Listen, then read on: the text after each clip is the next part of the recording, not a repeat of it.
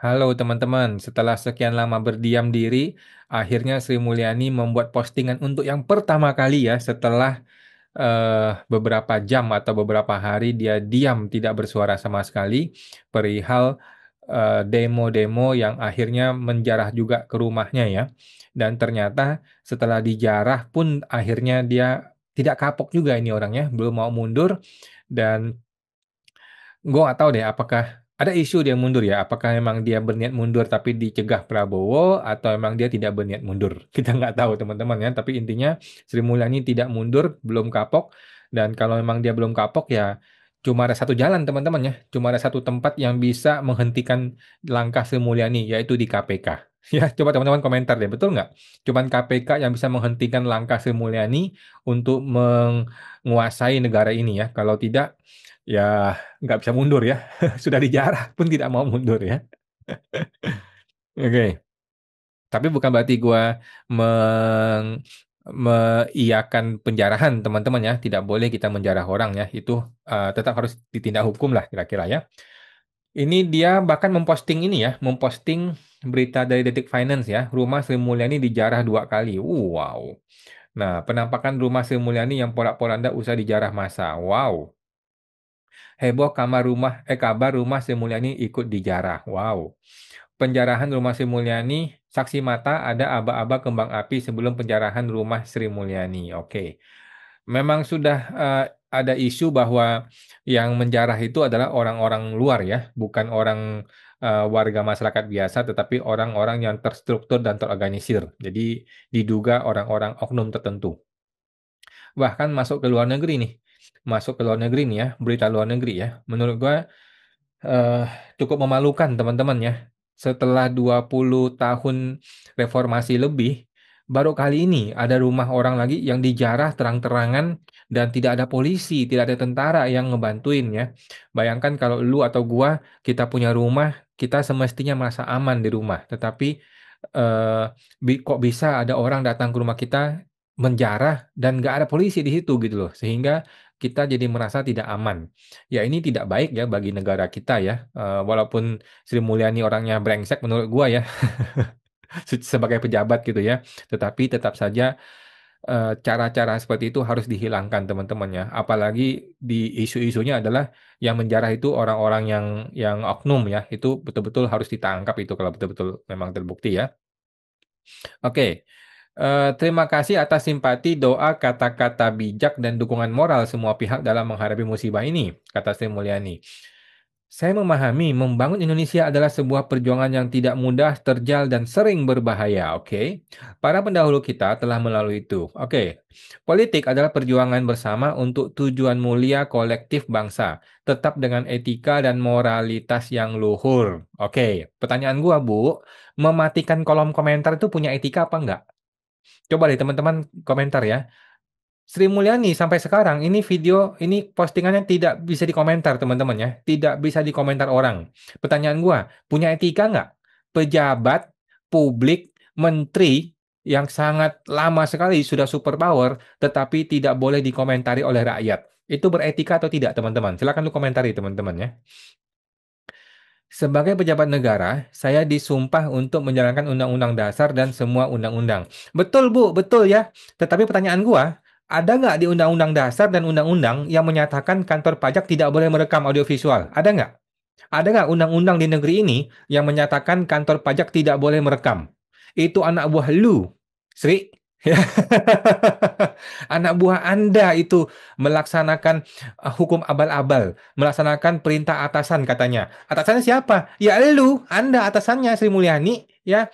Jadi tai kucing, omong kosong lu bilang lu menjalankan undang-undang dasar semua undang-undang. Faktanya Anda tidak menjalankan undang-undang. Faktanya Anda tidak menjalankan undang-undang dasar. Anda hanya menjalankan keinginan pribadi lu, ya. Lihat tuh kantor pajak tidak boleh merekam. Akhirnya apa? Akhirnya semua korupsi tidak bisa terekam audio visual. Ya tidak bisa lah, nggak ada rekaman gimana lu bisa merekam gitu kan? Ini bukan ranah atau selera pribadi. Oke, apa maksudnya? Undang-undang disusun melibatkan pemerintah, DPR, DPD, dan partisipasi masyarakat secara terbuka dan transparan. Nah, pertanyaan gua, Ibu Sri Mulyani, Dasar hukum untuk melarang wajib pajak merekam di kantor pajak itu apa? Mana undang-undangnya?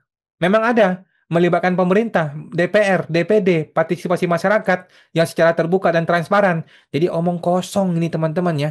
Ini hanyalah sebuah eh, omon-omon saja yang dibikin di media sosial yang tidak bisa kita komentari anyway, yang ngomongnya transparan tetapi faktanya dia tidak transparan. Yang ngomongnya melibatkan partisipasi masyarakat, faktanya Sri Mulyani dan bawahannya tidak melaksanakan partisipasi masyarakat. Mana ada kantor pajak, kantor pelayanan publik milik rakyat tetapi tidak boleh merekam. Rakyatnya tidak boleh merekam, kan bangsat namanya gitu ya.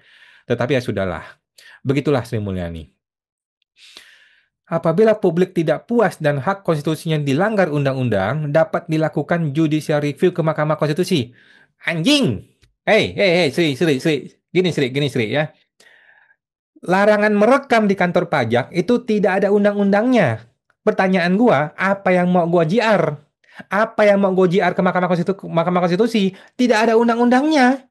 Kalau gue mau JR, ini Mahkamah Konstitusi akan bertanya, bro, fungsiawan, kamu ini mau JR pasal berapa, ayat berapa?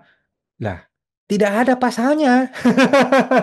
Ini adalah pelanggaran hukum terang benderang, Bu. Di semua kantor pajak di negeri Indonesia dilarang merekam, padahal tidak ada undang-undang. Padahal itu adalah rumah rakyat, itu adalah rumah milik publik, Ibu. Oke, ngomong doang lu. Silakan di judicial review ke Mahkamah Konstitusi. Apanya yang mau di JR? Tidak ada undang-undangnya. Tidak ada undang-undang yang melarang merekam di kantor pajak. Lu yang bikin itu aturan internal. Aturan internal tetapi harus mengikat kita semua. Memang bangke. Ngomong doang lu. Asal ngomong, tai kucing ini semua ya. Bila pelaksanaan undang-undang menyimpang, dapat membawa perkara ke pengadilan hingga ke Mahkamah Agung. Sudah gua lakukan, gua gugat ke Petun. Dia bilang ini bukan objek Petun. Gua gugat ke pengadilan negeri, yang datang advokat abal-abal, bukan advokat mana yang datang ya. Jadi susah sekali nih Sri Mulyani ini ya. Ngomong doang yang indah, di media sosialnya indah seolah-olah sesuai hukum. Faktanya brengsek. Faktanya anak buah lu pada brengsek, Bu. Tapi kan anak buah ikutin bos, ikutin atasannya. Kalau atasannya aja tidak mau menerima komentar dari rakyat, ngapain anak buahnya mau terima komentar dari rakyat? Ya nggak? Pakai otak, Bu. Logika, Bu. Kalau Anda saja komentar tidak boleh dibuka, Anda saja bikin bikin sebuah postingan tidak boleh dikomentari oleh rakyat, anak buah Anda gimana? Pejabat-pejabat di kantor pajak bagaimana? Telinga mereka bagaimana? Jadi tutup aja telinganya. Ngapain gue dengerin keluh kesah rakyat? Ngapain gue dengerin keluh kesah dari masyarakat? Bos gue aja tidak mau buka kolom komentarnya. Memang bangsat ya. Aduh, si ibu, si ibu. Itu sistem demokrasi Indonesia yang beradab. Beradab nenek kau. Mana ada beradab, kami nih wajib pajak datang ke kantor pajak tapi tidak boleh masuk ke pintu kantor pajak. Mana ada adabnya itu? Adab dari mana itu? Gue nih 2 kali ke kantor pajak, tidak boleh masuk ke kantor pajak. Padahal kantor pajak dibeli, disewa, semuanya pakai uang rakyat, uang kami. Tapi gue tidak boleh masuk ke kantor pajak. Adab dari mana anjing? Tai kucing lah si ibu ini. Pandai dia berretorika di media sosial ya. Faktanya di lapangan. Aduh, sulit sekali mencari keadilan, Bu, melawan anak buah lu. Aduh, si ibu ini. Pasti belum dan tidak sempurna. Tugas kita terus memperbaiki kualitas demokrasi dengan beradab, tidak dengan anarki, intimidasi, serta represi. Ini gue setuju. Ini gue setuju ya. Tetapi, Bu, Anda ini punya instrumen hukum. Kalau lu nggak senang sama orang, lu bisa lakukan pemeriksaan pajak, lu bisa lakukan SKP bermiliar-miliar, bahkan puluhan miliar. Kami nggak bisa, Bu. Kami nggak bisa memaksakan suruh lu bayar sekian miliar. Nggak ada suratnya, Bu. Nggak ada. Tetapi kalau Anda, anak buah Anda, kalau nggak senang sama masyarakat, lu bisa tuh lakukan pemeriksaan bukper, kemudian nyatakan dia masuk penjara, nyatakan dia kurang bayar pajak. Anda punya kekuasaan itu. Kami nggak punya. Akhirnya gimana? Akhirnya kami hanya bisa anarki. Kami hanya bisa melakukan represi. Ngerti nggak si ibu? Aduh, gua rasa dia nggak ngerti lah ya, omong kosong ini semua mah. Buat apa ya gue baca ini semua ya? Udah teman-teman, gak usah baca lah ya.